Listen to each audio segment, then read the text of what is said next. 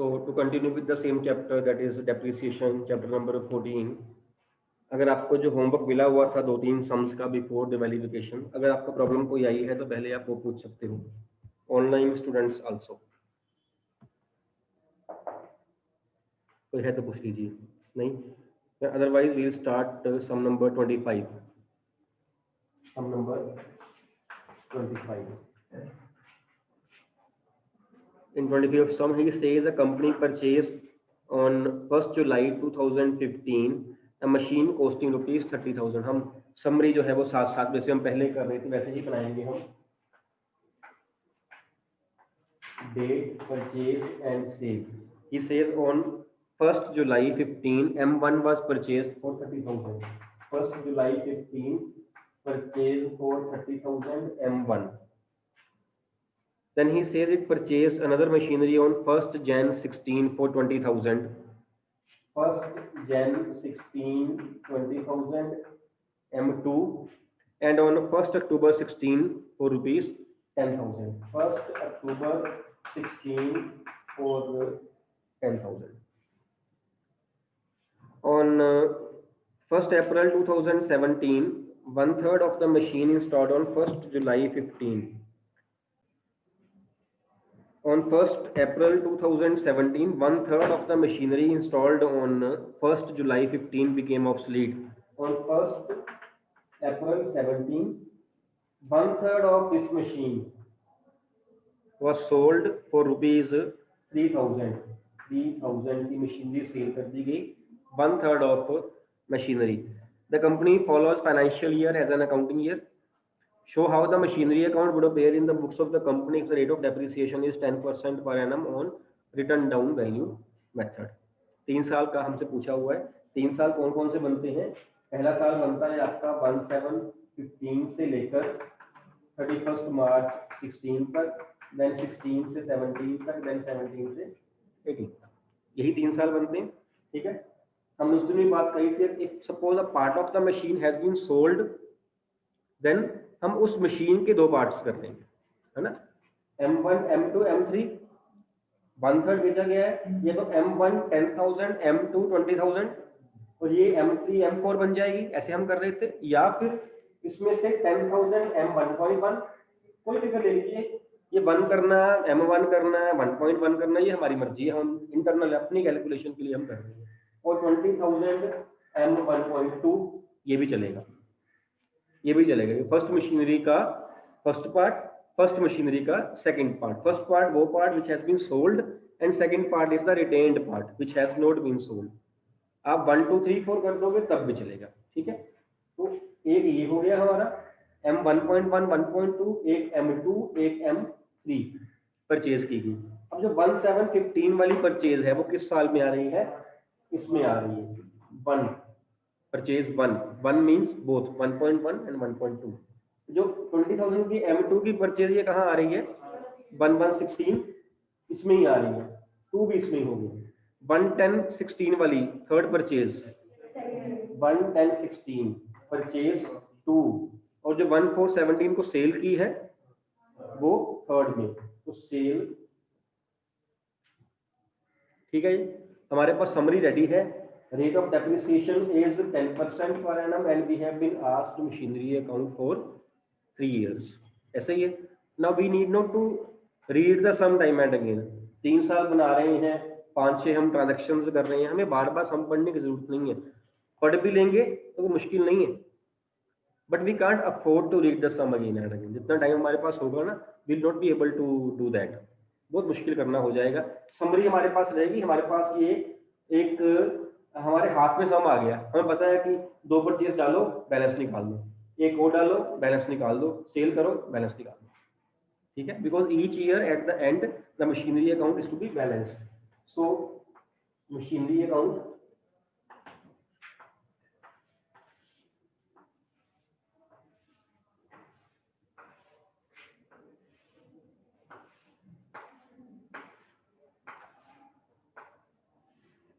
sides are same, debit and credit, and format is also same, ledger format है। date particular journal folio amount, date particular and journal folio amount। let this central line be a bit bolder so that कि आप identify कर सको कि left side to this bold line is debit side and right side is credit side, right. So first year में हम दो purchase करेंगे। एक परचेज आपकी रहेगी 2015 जुलाई 1 to bank M1.1 M1.2। 1/3 portion जैसे हमने पहले डिस्कस किया अलग कर लीजिए और 2/3 पोर्शन अलग कर लीजिए। ऐसे ही M2 भी इसी में ही आ रही है। It is in the year 2016 January 1 to bank M2 for rupees 20,000। ठीक, इस साल बिजनेस ने क्या किया है और दो परचेज थी कर ली, ईयर एंड हो गया। ईयर एंड कब हो रहा है? 31 मार्च को। 31 मार्च को हम बैलेंस करेंगे। बैलेंस करने से पहले डेप्रिसिएशन। तो 31 मार्च 2016 bye depreciation M1.1 M1.2 and M2। ठीक, 1.1 पे 10 कितनी निकलेगी depreciation? Rate is 10% per annum. गलत है 9 मंथ्स लगाने हैं, इसलिए मैंने आपसे पूछा था। Purchase date is July 1। Particularly in the year of purchase and sale number of months देख लेना, क्योंकि वहां पे चांसेस हैं कि हमने कम साल से कम एसेट को यूज किया हो। जहां पे रिटेन्ड एसेट है वहां पे जरूरत नहीं देखने की, वहां तो शुरू में भी थी हमारे पास एसेट, साल के बाद भी है, वहां तो पूरे 12 मंथ बनने ही बनने। ठीक है, परचेज ईयर में और सेल ईयर में नंबर ऑफ मंथ जरूर देख लेना। 10,000 का 10% 9 मंथ्स 750 कितने बनता है? 20,000 का 10% 9 मंथ्स 1500 एंड थर्ड 20,000 का इस पे कितनी निकलनी है डेप्रिसिएशन M2 पे? कितनी निकलनी है अमाउंट ऑफ डेप्रिसिएशन? 3 मंथ्स लगाने हैं, बिल्कुल ठीक है। अमाउंट कितनी बनती है?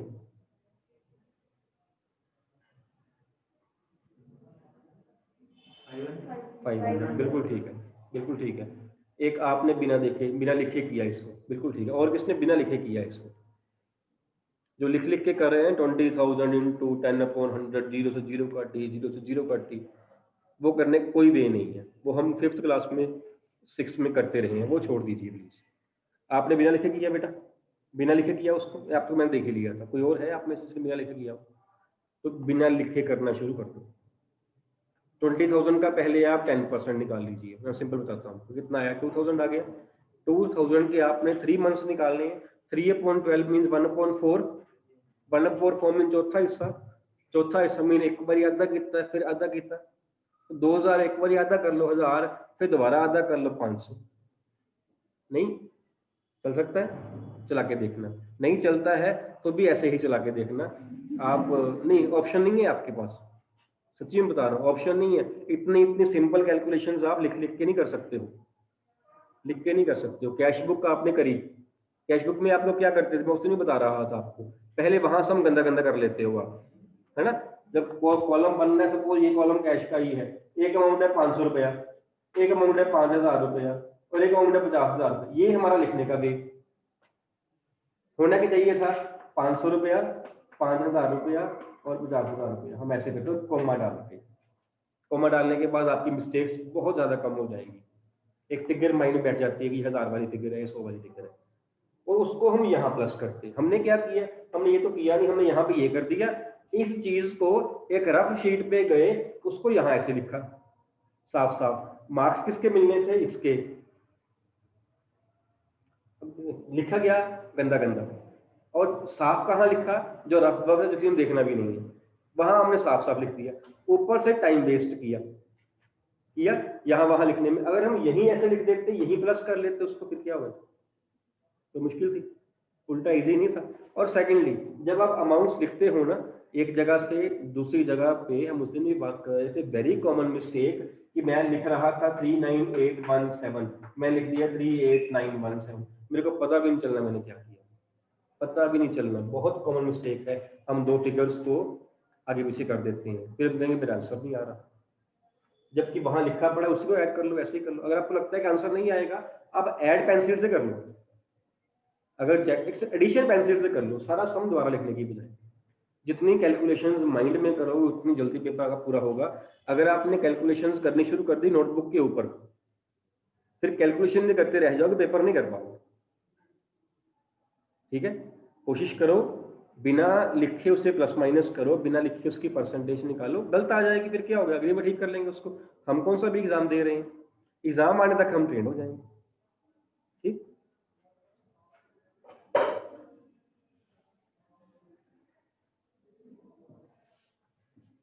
चलो 20,000 का 10% एंड 3 मंथ्स जैन 1 से 31 मार्च तक 500, ये आपकी आ गई depreciation. Then we will find the balances, सभी का अलग अलग बैलेंस, सबका अलग अलग कैसे। 10,000 M1.1 की वैल्यू थी 750, ये आपका आ गया 9250। M1.2 20,000 minus 300 18,500, and M3 20 minus 500 19,500। This is first year. ठीक है, देन सेकंड ईयर पहले हमने ओपनिंग बैलेंसेस लेके आने, to balance brought down, again the values are same 9250 18,500 and 19,500। देन इस साल बिजनेस ने क्या किया, समरी से चेक करो। अगर समरी ना लिखी होगी तो हमें दोबारा काम पढ़ना पड़ेगा, है ना। एक परचेज करी, कौन सी, M3 की परचेज करी, एक M3 की, and the date was 1/10/16 to bank M3 for ₹10,000। और कुछ नहीं किया बिजनेस ने। अब बिजनेस क्या करेगा, इसके बाद बैलेंस करेगा। बैलेंस से पहले depreciation on 31 March 17 bye depreciation M1.1 M1.2 M2 and M3। M1.1 की डेप्रिसिएशन, इसका 10% because the method is reducing balance 925।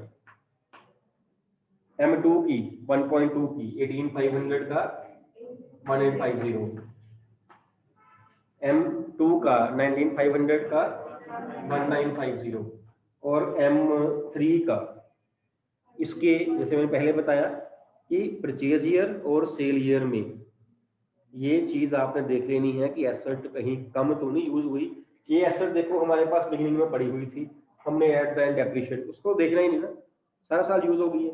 जब भी परचेज करे कोई मशीनरी या हम सेल करें, डेप्रिशिएट करते वक्त नंबर ऑफ मंथ्स जरूर चेक कर लेनी है। यहाँ पे है ऐसा कुछ 6 मंथ्स, बिकॉज 110 को परचेज की 6 मंथ्स है, तो जो M3 की डेप्रिशिएशन निकलेगी इसकी कितनी बनेगी, 500।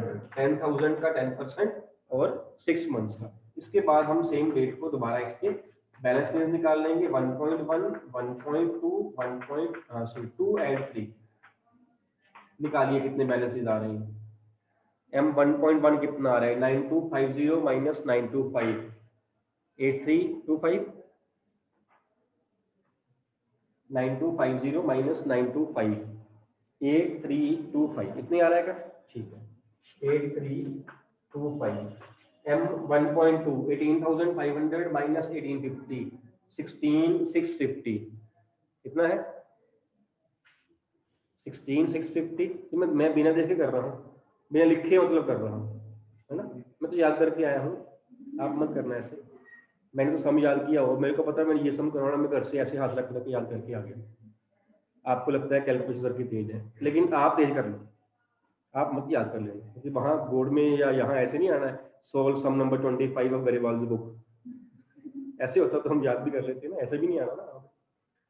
फाइन, 18,500 माइनस 1850 16,650, यही आ रही figure 16,650। 19,500 minus 1950 17,550 17,550 and 10,000 minus 500 95 values. ठीक, and then is last year, that is third year, sale year.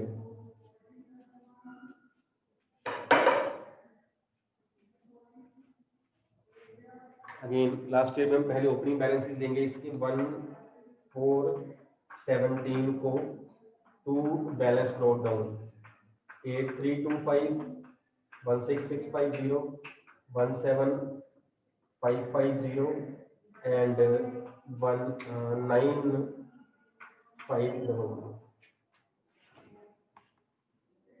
9500।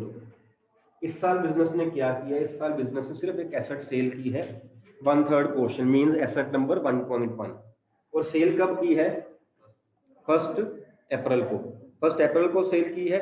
हम सेल करने से पहले क्या करते होते हैं, एसेट को डेप्रिशिएट करते होते हैं। कितनी देर के लिए, जितना देर वो यूज हुई है। इस साल में हमने क्या किया, 1/4/17 को हम ईयर ओपन कर रहे हैं और 1/4/17 को एसेट सेल होगी, means asset has not been used, will not depreciate it.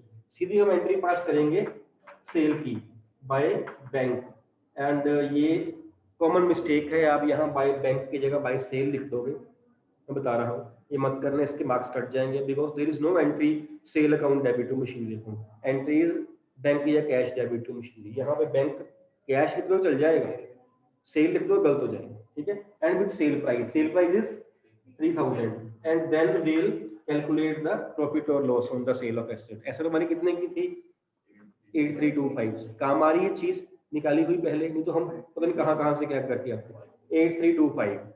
8325 को डेप्रिशिएट नहीं किया, जीरो, इतने की रह गई, सोल्ड फॉर 3000, लॉस आ गया by loss on sale 5325, that's all.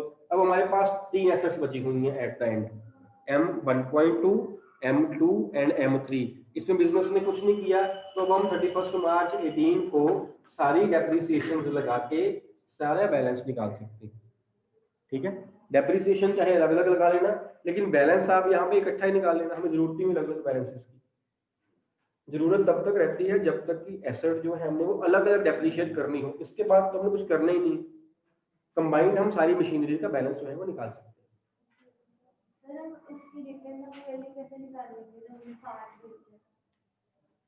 ये उसकी वैल्यू है 8325 माइनस 3000।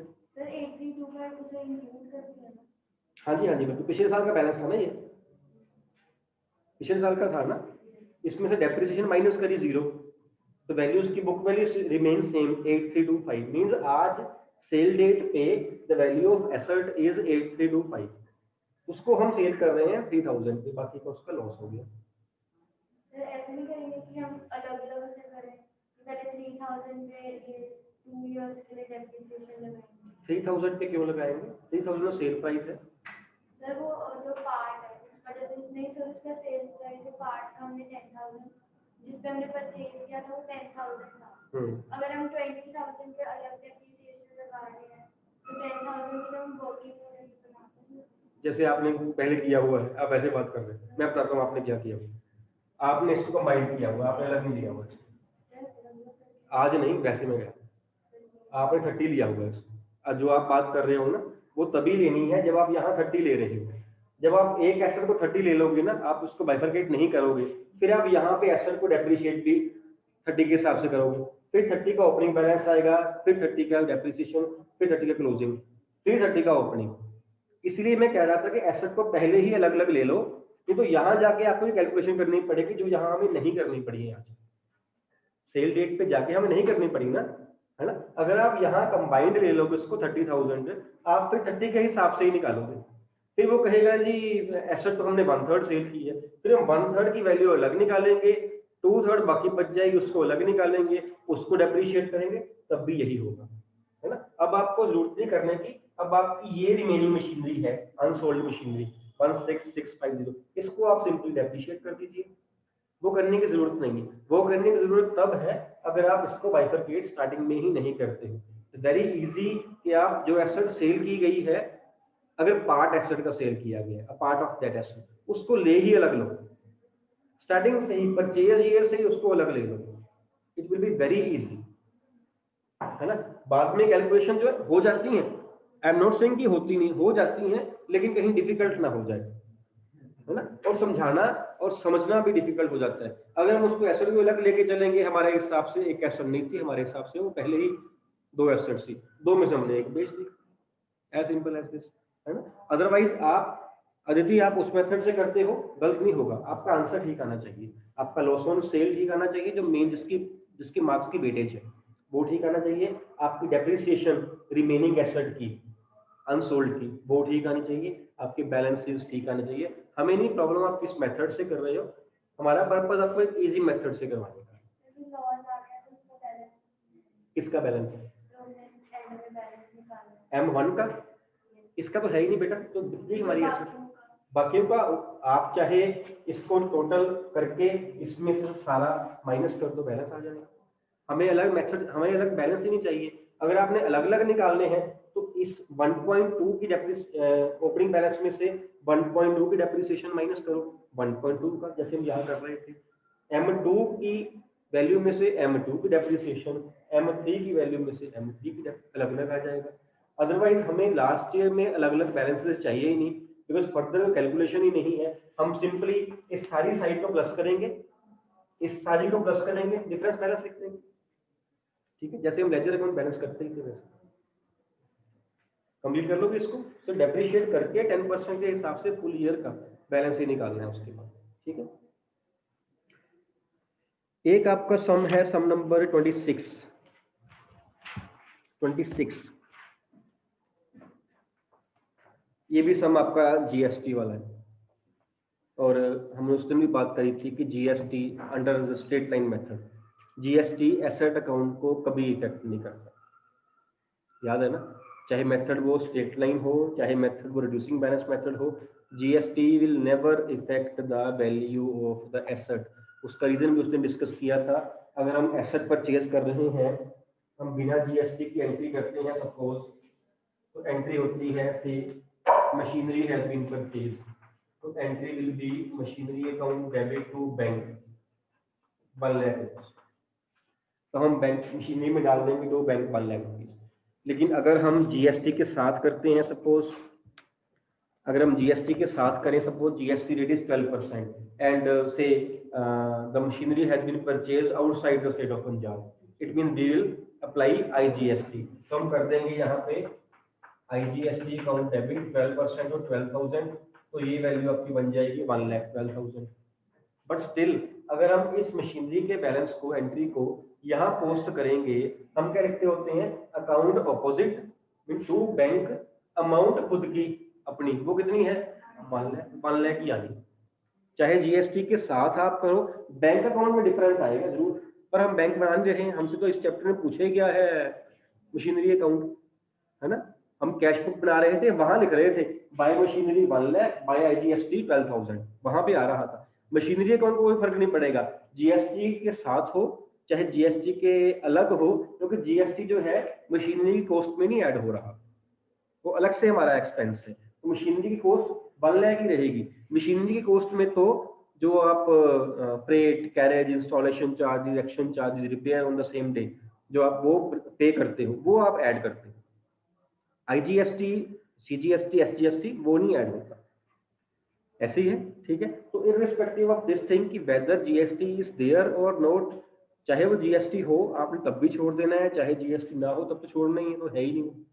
आपने सिंपल मशीनरी की वैल्यू से यहाँ एंट्री कर देनी है, विच मीन्स कि सम नंबर 26 आपका जो है वो हो सकता है leave GST from this sum for this chapter.